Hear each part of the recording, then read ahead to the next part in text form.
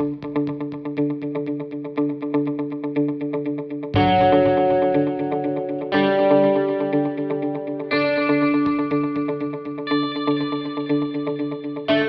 watching the Forefront Church video podcast, and wherever you're at viewing online, we just want to say thank you and welcome. And one of the ways that we can help connect with you is we want to hear from you and where you're at and how we can help. And so head over to forefrontchurch.info after the message and click the Connect tab. It's a great way for us to help you along your spiritual journey as you connect with God and learn about Jesus. And so sit back, relax. We hope that you're challenged and encouraged from today's message.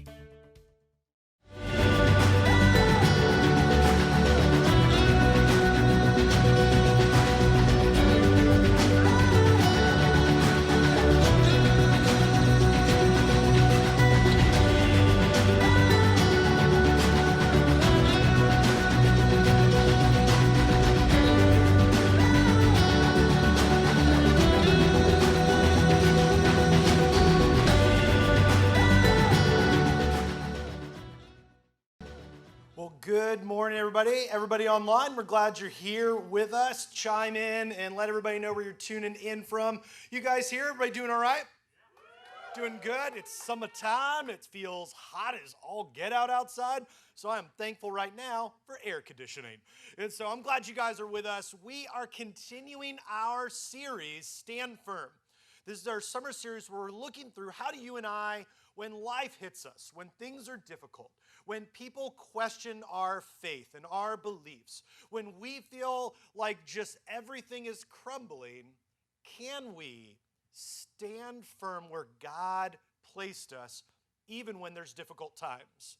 See, last week, if you want to recap, and you can go back and watch it and listen to it on the podcast, we looked at what does it mean in suffering in difficult times, and we landed at suffering isn't easy and sometimes doesn't feel fair, but we're so glad that it isn't fair because God can help us to stand firm in our present and future hope.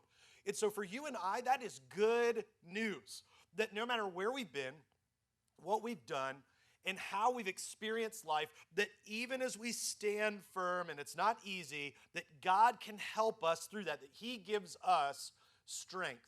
And as we wanted to look at this summer and try to figure out, what is it exactly that we want to do as we're planning back in September, we know that through the summer, everything in life gets a little more loose. We're traveling, going on vacations, trying, just keeping up with things, finishing projects, you name it. And so we're like, man, how can we help one another to be strong even in the face of trial? Because once you and I experience this life, the life that we lived before does not look so great. And I was thinking about that in just life in general, the things that we experience after, we're going through day-to-day life, and then we experience that greater thing, we never want to go back to where things were before. And so I was like, man, there's some things in my life, and there may be some in yours as well, I'd imagine, where you've gone one direction, and now that you're there, you will never go back to that thing. And so I went to the grocery store, walked through our trusty Walmart here because that's where you go when you want to see interesting people. And there's some things that I walk through and a little nostalgia hits you when you realize, what, I'm a little bit of a snob in some things where if someone gives me X, I'll go, I wanted Y, I experienced Y. Once I went to Y, I am never going to X. For instance, growing up, my mom and dad, they would go to, military family, go to the commissary. You get a glimpse into what hell will be like one day. And so they would go there, and they would drag us through the aisles of the commissary on payday. Tons of fun. Yeah, everyone's heard a oof over there. Yeah. Preach. And so we'd go through there, and you're grabbing, and they would grab this suburban-sized bag of Golden Crunchies. Golden Crunchies basically tasted like asphalt. And I would beg and beg and beg my mom to get the real thing, Captain Crunch. Now, for some of you, you're terrified of this because this is basically like eating barbed wire. Like this is, you eat it, and if you're not eating it right if you don't have the roof of your mouth with cuts all over it. But I love this. Don't give me the Captain Crunch and berries. Don't give me the oops, all berries. And don't give me the golden, crunchies. I want Captain Crunch. I want to see his happy face and that sweet Burt Reynolds stash and that cartoon spoon. I won't go back. And my daughters are like, what's the big deal? What about this box over here? What's the big deal? I need to teach you about Jesus. Look at this box right here. You see, there's things I just won't concede on because once I've gone to one place, I'll never go back. For instance, my wife, maybe for some of you guys, you did a keto diet or you did the Atkins diet. You've figured out all the different, South Beach, all the different diets. You've done the I'm going to starve myself and eat a Snickers at the end of the week diet. Whatever it is. Some of y'all are like, I'm on that right now. How am I looking? I realized that as my wife started buying some foods, I was like, what is this? She handed me in. So we're simple. So we're eating a peanut butter and jelly. And I'm like, this tastes a little different. And she's like, yeah, I got this natural peanut butter. You got to mix it. And it doesn't. I'm like, I can't taste that. I'm like, no. I said, I love you, but I'm going to need some creamy Jif. Not Peter Pan, not Skippy, not Crunchy either. Because if you're going to go to the trouble to put it in some type of can like this, if I want crunch, I'll just eat peanuts. I want it to be smooth. When I go across there, I don't want anything crunchy in there. And now I know you could tell me factory, has a certain number of bugs that can get anything. I don't care. It's good. And once I eat this, I'm not going to natural or whatever. There's some things, for instance, when I eat breakfast food, which should only happen at breakfast. You don't eat breakfast for dinner because that's dinner, all right? Some of you guys who eat breakfast for dinner, you need some Jesus in your life, all right?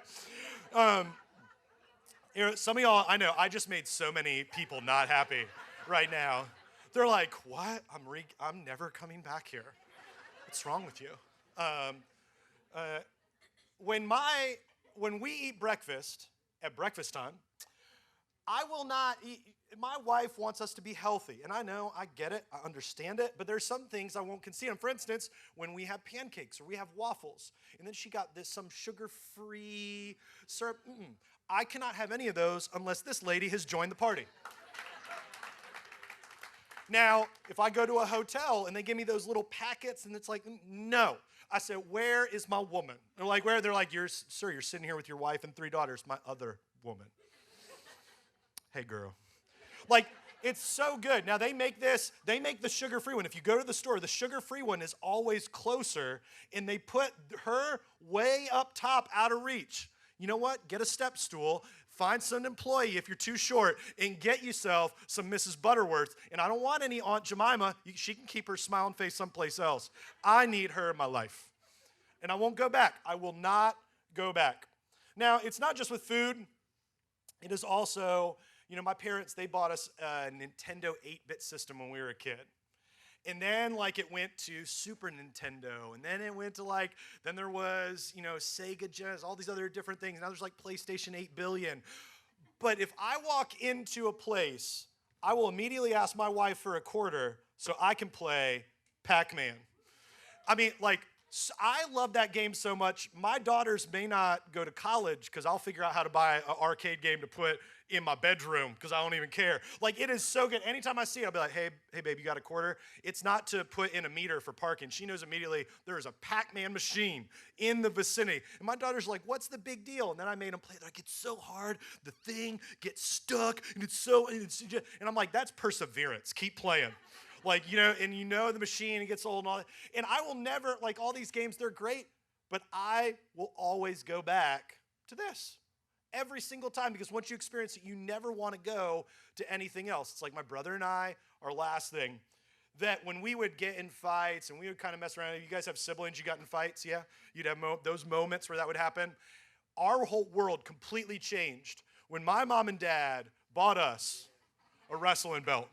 You would have thought I turned into the Junkyard Dog and he was the Macho Man Randy Savage. Sometimes he was the Undertaker. He never got me. And we would wrestle for this thing. Yeah, somebody was like, where's Ric Flair? Woo! And you would go through and we would fight for the belt. Once we got the belt, we're not going to just play for fun. We're going to play for the title. Every single time. And it was great. We had a lot of fun.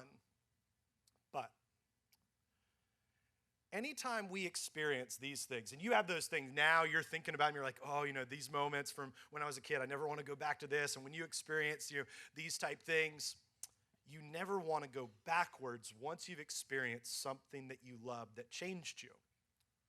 And when it comes to faith, it is so much the same way. That in this life here, where we're going through the motions and going through our own selfish desires and things, and I get it, living selfishly in sin is fun. And if you're like, huh? If you don't think sin's fun, you're doing it wrong. Like, when I came to faith, Satan wasn't like, so hey, you want to crochet a blanket and then maybe use one of these needles as a prison shiv? Like, that wasn't enticing to me at all. If he would be like, hey man, you want to, and go down the list of addictions that I had and things that I would go through, I'd be like, oh man. Because everything that he tempted me with, he knew he could break me if I entertained it long enough. And so for you and I, when we're going through these pieces, we experience this life. My prayer for you and I is that we can stand firm so we never want to go back to the way things were before. And in the book of 1 Peter, where we started last week, that's his call to us. That you and I, we're going to have these things and it doesn't seem fair and it's going to be difficult and we can't stand firm. And then he takes it further. He says, by the way, you're going to have that life and it is going to try to court you at every turn. Hey, come on back. Hey, and it'll whisper to you. Like none of these things, this is just stuff. I never walk down the cereal aisle and then Golden Crunchies is like, hey, buy me. Like that doesn't happen. I don't walk down the aisle and crunchy generic peanut butter is like, yo, where you at? Come on. But our old life, the people that were in it, the things we were involved in, all of these pieces, not only do they start whispering to us at our weakest moments, but they begin to yell to us. Hey, where you been? Hey, you know that this is good. Hey, you know that you want to come back here. You know that this life felt fun, and it does, briefly, but it is not fulfilling. And if you have a Bible, whether you're watching online or in here, we're going to be over in 1 Peter chapter 4. It's in the New Testament of the Bible. If you don't have a Bible, I want you to know, for those of you guys who are here in service, you can get them at our Get Connected table in the lobby. Just stop by there. There's no catch. We want to give that to you. We also, if you're new, we have a free gift for you. We just want to care for you and give you a Bible there too as well. Also, for you guys online or more digitally inclined, head over to forefrontchurch.info and just swipe over a couple times. You'll see the main graphic, swipe over, and you'll get to the notes section. And there, every week, has the breakdown of what we have going on for the message, has a digital Bible, a way to connect. All these resources are free. There is zero catch. We know that if you begin to get a taste of what God can provide, it can begin to change your life from the inside out, and you will never want to go back to the way things were, which is the very premise that we read about here in 1 Peter chapter 4. And there's a little bit of this like, hey, you can do this. God is with you. You can have his strength, but there's a little bit of but watch out, because this is going to happen. If you don't have a Bible today, don't worry, because it'll be here on the screen. Starting in verse 1 of chapter 4 of 1 Peter. It says, therefore, since Christ suffered in his body, arm yourselves also with the same attitude, because whoever suffers in the body is done with sin. This is, as we kind of jump in, we'll pause here. This is talking about self-denial. This is, hey, I know you want to do this, but this over here isn't healthy for you. This over here isn't good for you and I. And so I know it'll feel like suffering, but you will get stronger knowing that you're not turning to that. And we live within a culture that is not really good with denying ourselves. If anything, especially within America, within the United States, where we are blessed beyond measure, everything at our fingertips, we are pretty just kind of pushy and like, I want it and I want it now. Whether, it's a meal or getting like something in the mail, we go, no, wait, I could get in my car, drive to the store. I could order it online and wait a few weeks. Oh, no. I need to log in and I need to find how I can get it on my doorstep within the hour. And I'm going to follow that person on the little map until they get there. I'm going to stand on the porch because I need it now. Easy, Karen, you don't need the cupcake bin now. Like, you can wait a second. You know, I know guys who go, I need that movie, and I need it now. It came out, and I'm going to get it. I'm going to wait in line at midnight. I'm just going, why are we so intent on getting things immediately? There's something about the wait that conditions us to move in beautiful ways. And what's saying here is, hey, there's going to be some things that you and I need to deny ourselves of, because it's not about us, it's about God and the beauty that he has for us. It continues on. It says, as a result, they do not live the rest of their earthly lives for evil human desires, but rather for the will of God. This is, again, a self-denial. God, I was here. I'm going to move here. For some of us, though, in the verses that come, we're straddling both. We're going, hey, I want to have a little bit here. I'm going to come on Sundays. I'm going to give me some Jesus. I'm going to go to small group. I'm not going to talk because those people are weird and I don't want to talk to them, but like I'm going to show up.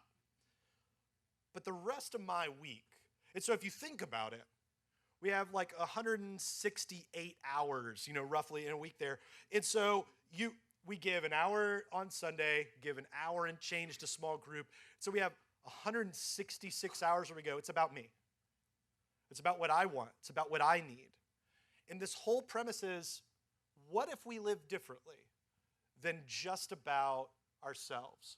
The writer continues on. It says, for you've spent enough time in the past doing what pagans choose to do. It's saying, listen, people who want to do their own thing, and then people who want to follow God. You've stayed there long enough.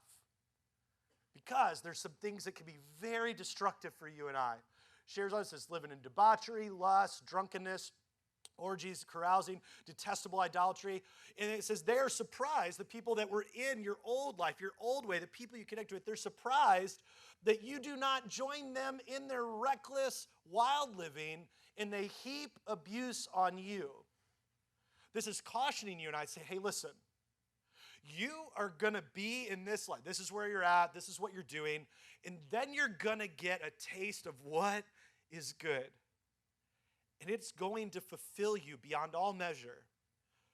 But not only are you going to continue to be courted back by that old life. Don't you want to come back here? Come back to your old ways, that old living. You know that was good. You know that felt good. You know that you had these moments of overwhelming joy in that, but they were fleeting.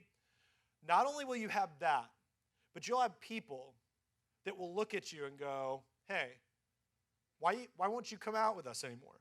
Why won't you do those things anymore? When I came to faith, it was during my college years, and I really solidified, I'm going to live for God. And I would come back on the weekends from time to time, and I'd text old friends and be like, hey, what's going on? And this was before, having a cell phone, we would page one another, and we'd have the alphanumeric pages that would somehow look like hieroglyphics and all that. And so hey, what's going on? And we, end up getting up and, hey, we go out place, hey, how come you won't have a drink with us? Well, I was real heavy into that. I can't do that anymore. It wasn't good for me. Oh, what in the world? We're not cool anymore. Oh, you judging us now? Bishop, reverend, pastor, whatever, which I was in Bible college. Like, they called me all kinds of things. They were like, hey, Cardinal Jason. I'm like, well, that's not technically accurate, but whatever. And they would just harass me, and I would get these messages, again, on my page or whatever else. Hey, man, whatever, you think you're better than us. You think, and it wasn't everybody. I have friends that don't claim faith who totally respect my beliefs, and we have an amazing friendship regardless of what they believe or what I believe. But here's what I know to be true, that the moment that you say, I want to trust in God, you're a target. And that's not a victim mentality. That's not, and so don't hear me say that you're going to be a victim the moment that you follow Jesus. No, the reality is that there will be people within culture that say, I don't like you living for God. And you will be a target. Learn to get used to it. Learn to be okay with having shots fired in your direction because you claim faith. I love the Teddy Roosevelt quote. It says, hey, if you have a choice between just sitting in the stands or getting in the arena, there's a paraphrase here, that he says, get in the arena and fight. Even if you lose, it's better to get in and fight than to be in the cheap seats hurling down skepticism and criticism to the people who are willing to get in and fight. And for you and I I don't want you to sit in your old life and hurl those words and actions at believers. I want you to get in the ring and fight. And even if you keep failing and having moments where you bounce back and forth, I would rather you bounce back and forth and wrestle with it than just go, you know what, whatever, I'm good. They will heap abuse on you. Continues on. But they will have to give an account, all of us, every single one of us, have to give an account to him who is ready to judge the living and the dead. For this is the reason the gospel was preached even to those who are now dead, so that they might be judged according to human standards in regards to the body, but live according to God in regard to the Spirit. And so where will you land? This is the age-old existential question. What am I here for? What is my purpose? How will I live? You can totally live for self. You have a free will choice to do that. I know it will not satisfy you. I could march person after person up here who could share from the stage how they lived here, straddled this, even took a step in the middle, and eventually made this claim, and it changed everything for them. And so if you don't hear anything else, my prayer is that you hear this, is that you and I, in regards to our old life, we will have a different attitude towards our sin, our failures, our mistakes, when we stand firm with God in our suffering, that you will feel more fulfilled with God even in moments of trial than you ever will in your own selfish choice. Because those are temporary. The movement of God is forever. And it is absolutely fulfilling. It has a joy above anything I have ever experienced in life. But this is what we kind of do. We go, you know what?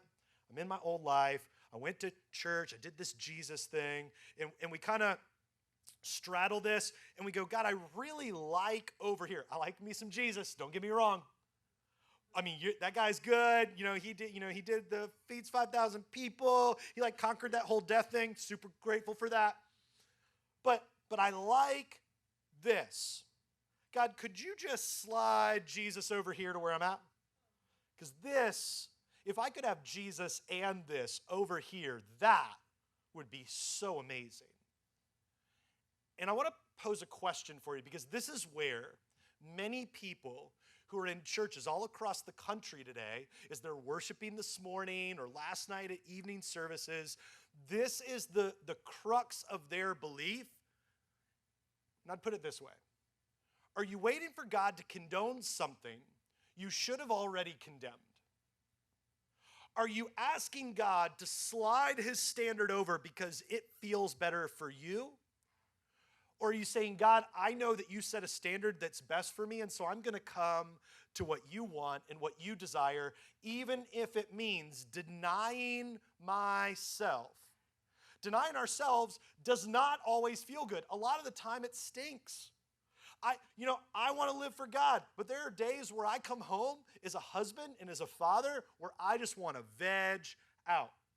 I just want to turn on something with explosions and guns and have a little bit of testosterone moment. And then in runs 3 little estrogen humans, and they're like, hey, daddy, what's going on? Want to be princesses? Let's paint nails, tea party, blah, blah, blah. And I'm like, oh, and I freak out. And I'm like, can I be selfish for a minute? I don't say that out loud because that would be horrible. We say it in a nice way. We've had a rough day. I really wanted a downtime, whatever. But what I'm saying is I want it for me. Now, I get it. We all need to take care of self and all that. But let's be honest. Many times where we want to self-care is all about us and not about caring for ourselves so we can be better for other people. We just want to be selfish. And so in those moments, I go, God, can't I just have this? Can't you do everything? And God goes, well, you decided to be a husband. You decided to be a father. So get up off your butt, quit watching TV, and go hang with your kids. Because I know that's what's best for them and what's best for you. And then I get done, and then I'll crawl into bed and look at my phone. It was so much fun hanging out with the girls and whatever. Blah, blah, blah. And she'll go, I know you didn't want to. I'm like, oh, I know I didn't want to at first, but now it's amazing and it's great. God does that in so many ways in your life. I don't want to. I want to do my way, my thing, my way. And then all of a sudden we get over here and we go, oh, now I get it. And there are things in your life and in mine that God has said already that you and I need to put to death. that we need to put away are, and I wrestle with anxiety and depression, but God has given me the people, the medication, the practices in life, that it has gone way down than it ever has before as I trust in him. And you may have something that's going on in your life that you are just holding on to, and you're asking God, just can you make it just okay? Because I really like to be deceitful. I like to lie. I like to do my things my way and all this. And I hear Christians use some weird terminology. Like, let's just be okay with saying sometimes Christians do weird things. And this is the Christian thing that I hear said, and it drives me crazy. Someone's sitting here, they made a decision for God, but they fell back here, and they use, not for a day or two, not for a month or two, but for 2 years, 5 years, 8 years. I'm really wrestling with being a jerk in the way that I talk. And I go, are you though? Because you've been talking awful to people for your whole life. I think you're using the I'm wrestling as a spiritual way of saying, I'm not coming over here. And I don't know about you, and I'm not saying this as a pointing finger. I'm saying this because I've done this. God, you know what? I know I'm a little sarcastic, but that's just the way I am. And I would wield it and make jokes like, sarcasm's my spiritual gift. And what I did is I was deflecting and being hurtful, because there's never been a point that sarcasm has been around and we say it and do all that and everybody goes, I feel so uplifted by that sarcasm. No, it was tearing people down. And God said, I want you to speak honorably. And I go, well, God, you already told me to condemn that, but I want you to condone it. And I had to move over here. What is that for you? Because when God rescues you from that, it does wonders for your relationships. It does wonders for the way that you work with other people, with your neighbors, in your spiritual life. You begin to thrive when you actually do what God commands. It's weird. When you do as he wants for you, because he designed you, things begin to fall in place like never before. But we want to just get permission to do what we always want. But then here's the rub. We're over here, we're doing that, and then all of a sudden we start doing this, and I want people to say, look at what God did, whatever. And then they beat anxiety, they beat depression, their marriage gets healed and restored, all these things that happen. And they don't say, look what God did, they say, look what I did. And I'm like, oh, I cannot roll my eyes hard enough at that. And I do this I should do it to myself, because I do this. Something happens, it gets conquered, and I go, look at how good I am. No. And it's like saying this. God didn't save you from drowning so you could brag about your swimming skills. He saved you so you could tell the world he's the great rescuer. God takes us in our mess and goes, I love you. I love you just the way you are. But, and if it stopped there, then we'd have a whole church of messy people that never saw life change. I love you just as you are, but I love you so much that I'm not going to let you stay there.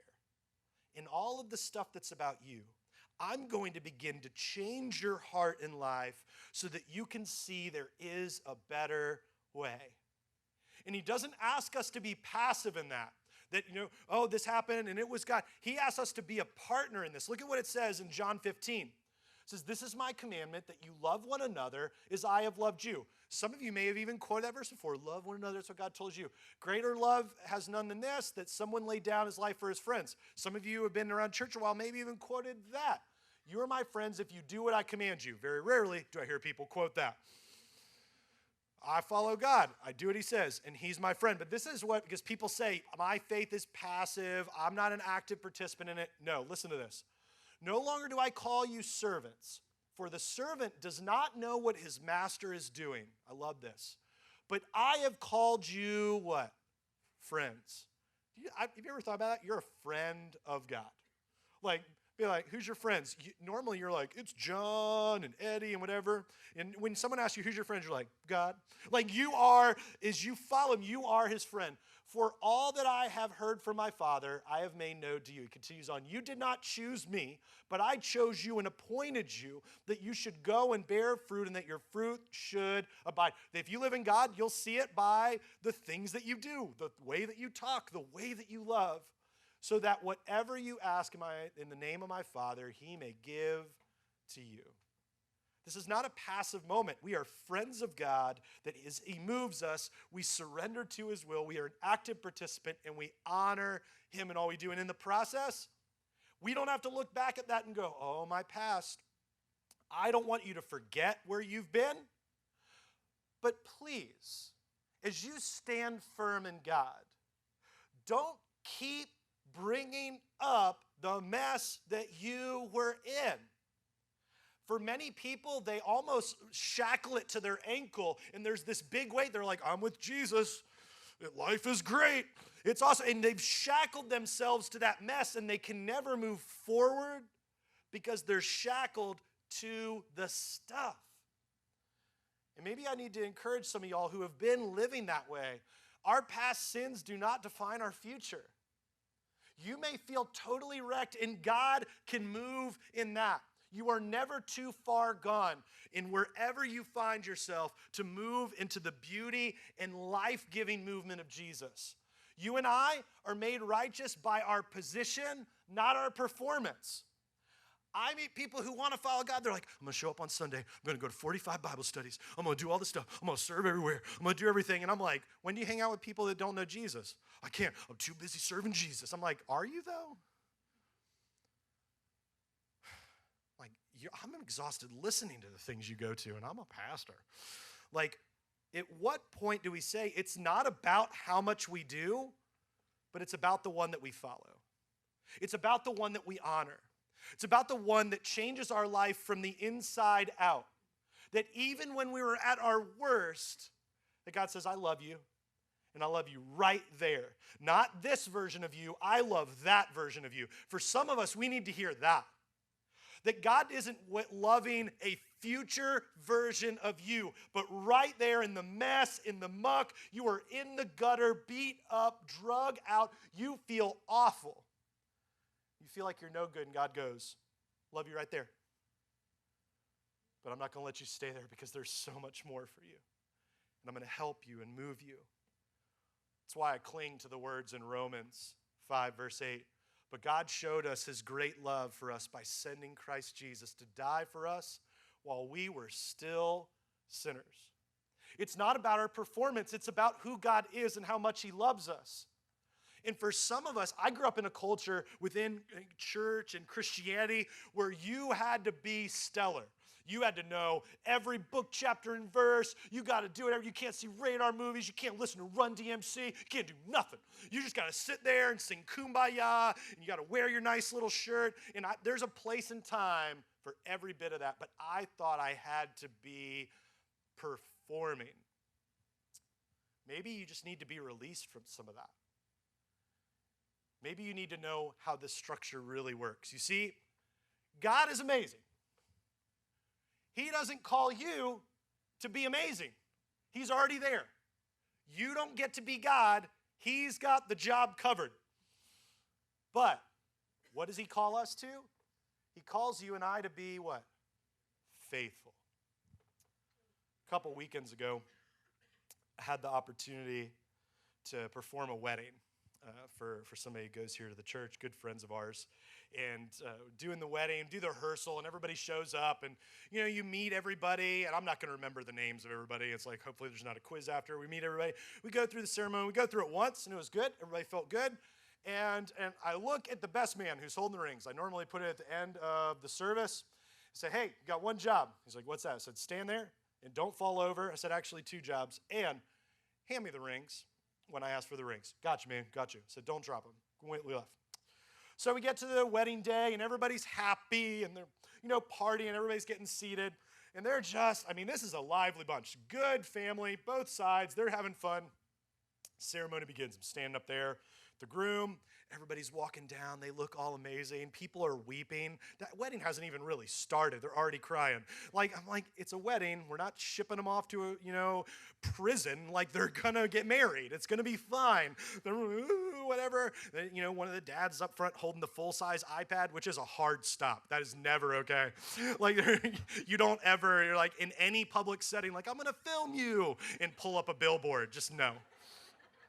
But anyway, he was really sweet, and it was funny. He was filming it, which I'm glad he was, because we go through the whole ceremony until we get to the rings. We get to the rings, and I explain they're a circle with no beginning and no ending, like your love for one another. And everybody's, ooh, whatever, all the things that we say at weddings. And so we're doing all that stuff. It is. It's amazing. I love weddings. Don't get me wrong. All the single people are like, so you don't like marriage? And so we're getting there. And then I say, after I talk about the rings, I said, and if I could please have the rings. And what I normally do at a wedding is I'll hold my hand out, because I don't want to be responsible if something were to happen, like the first time then. And so I hold my hand out cupped, ready for him to drop the rings into my hand. Except he opens the box like this. And 3 rings, her engagement ring, her wedding ring, and his ring. One of her rings, I hear, all I see, I'm holding my hand waiting, holding my wedding script in there. I hear ting, ting, and nothing. And I'm like, ruh-roh. I look at his face, and his face says, now I got to write a $1,000 check. I look at the maid of honor's face, and she's mouthing to him, it's okay. And I'm thinking in my head, no, it's not. And so dad up front is taking off his ring because he thinks it's maybe the son's ring. And they're like, no, it's fine. I'm like, how many rings do we have? 2. I was like, we good. We keep controlling. So we go. They each get a ring. We're good. And do it. And the look on her face, I was mortified for her and the best man. Because she looked like, if you're a bride on your wedding day, what you want everything to be perfect. FYI, future brides, it won't go perfect. Never had a wedding where everything went right. Something's going to go wrong. And so she's understandably upset. She's trying good to show it. She's got that smile that says, I'm going to kill somebody, but it's my wedding day. And he looks like, I've ruined everything. I think, I performed a wedding. I'm good. I'm going to go to cocktail hour. So I walk over, and as I'm walking over there, easy judgment. So I walk over there, and immediately, this is not only when you follow God do you experience the best and you get attacks, but you have an opportunity. As God is the great rescuer, he will refine you in all moments to do things that are out of your comfort zone to bring rescue to others. And so I didn't want to do that. I saw that there were a bunch of meatballs and a crock pot looking display thing. And I was like, that looks so good. And I go and I put my jacket down by my wife. She's like, what are you doing? I'm like, I'm going to get some meatballs. And so I go, and the whole time I go to reach for the meatballs, I have tattoos and stuff. And on my hands, it says, give hope. And super convicting to me. I see it all the time because you look at your hand, I look at my hand, and it reminds me I need to bring hope to others. God brought me hope. I need to bring hope to others. And I go to get the meatballs, and I go to grab the spoon. I see hope on there, and I was like, I wanted to be old me. Eat some food, peace out, party, whatever. And new me in God, experiencing the best goes, don't you bring best into everything that you encounter? You have no right to sit and do anything because this life is not about me. So I walk over and ask one of the waitstaff, I said, hey, is there a place to get under here? And basically from where I'm standing on the stage to like the road out there, she said, yeah, there's a hatch down here. Is it the Lesnar Inn? And I said, what's underneath there? And she said, well, there's like I-beams and then wet sand and whatever. I'm like, I'm claustrophobic. The only way I feel good in an elevator is if no one else is in there. And so I'm like, cool. I open up the hatch. I'm like, that's too tiny. I was like, that's tiny for like a normal sized guy, and I'm not normal. And so I look down, I see it's wet, and I'm like, oh. So I had left my jacket with my wife. She's like, what are you doing? I was like, God rescues moments. We should too. Yay. And so I go. And so I have my cell phone light out in one hand. I found a stick underneath there and I'm crawling my fat tail in about this much space, I don't know how many yards it is, and I'm hitting cobwebs. I'm finding, forks from 1812 under there, and there's shrimp from a decade, so if you're hungry, underneath there. And I go, and as I shine the flashlight on my phone down, I see this. And I was like, all right, and I didn't tell the bride and groom that I was doing this, and so trying to turn around that tight space you don't need to know how many pounds of me. And so I crawl my way all the way back. I come out looking like Swamp Thing. I've got like wet sand everywhere. Yeah, and I come in and I didn't tell. I just walk up. I go, here, you would have thought world peace had broke out. Like it was, and later on, we're just like, you didn't have to do that, whatever. And I was telling my wife, we got in the car, and she's like, I know you didn't want to do that. I said, you're right, I didn't want to do that. But this old life that you and I live, it's not firm, and it's all about us. When we experience the beauty of new life, everything that we do has nothing to do with us. Has everything to do about other people. And it's going to beckon us back to that old life. And when we shut it down, everything changes. And we can stand firm. What will you choose? Thanks for tuning in to the Forefront Church video podcast. Our hope and prayer is that this has left you encouraged and challenged you in your faith. And you might have some questions and some ways that you want to figure this out, and we want to help with that. Head over to forefrontchurch.info, and there's a couple different ways that you can connect. Click the Connect tab and let us know how we can be praying for you, or a staff member can be contacting you this week. Maybe you have just been encouraged by this and want to support the ministry here at Forefront Church. You can click the Giving tab, as well as other tabs that are in there to help you along in your journey with God. And so we're thankful for you. Thanks for tuning in, and we cannot wait to see you again here online on the video podcast. We love you, and we'll see you then.